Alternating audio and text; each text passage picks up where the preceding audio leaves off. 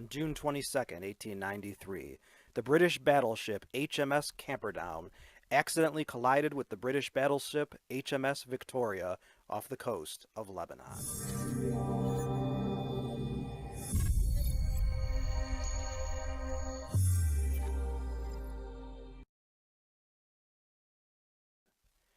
Victoria was the flagship of the British Mediterranean Fleet, the most powerful fleet in that sea, and as such carried Vice Admiral Sir George Tryon.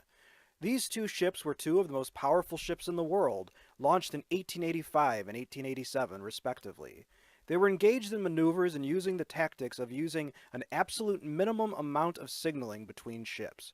Remember, back then there was no radio, so ships used signal flags, semaphore, or blinking lights. Admiral Tryon deliberately waited until the last moment to make his signals to test the reactions of his fleet's skippers and to keep them alert. When Tryon gave an order that seemed questionable, a couple of his officers asked if that was really what he meant, and he imperiously said yes. Tryon had ordered a difficult turning maneuver in close quarters to his ships, a move that did not have a prearranged signal, making the abrupt move so close to other ships obviously dangerous. The captain of the Victoria asked the admiral permission to reverse his engines and was denied until the last second when permission was given. The captain of the Camperdown also put his engines astern, but by then it was too late, and the Camperdown hit the Victoria with her ram, bow-mounted against Victoria's side. As the Camperdown backed up, her ram was withdrawn from Victoria, leaving a gaping hole in the flagship. Seawater rushed in too quickly for watertight doors and hatches to be closed, and in only 13 minutes Victoria capsized and then sank.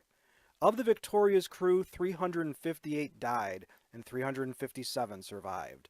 One of those killed was Admiral Tryon. Of the survivors, at least 173 were injured. Meanwhile, Camperdown's ram was almost pulled off, leaving a large hole in her bow that also began flooding rapidly. Like Victoria, Camperdown's watertight doors and hatches were not secured, and flooding became an urgent problem.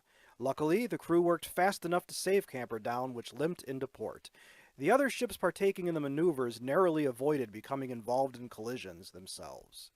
In the ensuing court-martial of Victoria's captain, 4 of the officers on the panel were captains of ships involved on the maneuver, including the captain of the Camperdown, a ridiculous conflict of interest. On the objection of Victoria's captain, the panel was changed. The court-martial concluded that the fault for the accident lay with Admiral Tryon alone. The investigation of the incident refuted any problem with the design of the ships and procedures, yet the designs were changed as were procedures, typical of a government cover-up. Camperdown's captain received a minor rebuke in the court's finding for obeying orders that were somewhat clearly incorrect. The Royal Navy had a long and glorious history, but they say nobody is perfect. The sinking of the Victoria and the massive loss of life has to rank among the worst blunders in their history. Have there been any worse blunders? Please let us know in the comments. If you like this video and would like to receive notification of new videos, please feel welcome to subscribe to History and Headlines. Your viewership is much appreciated.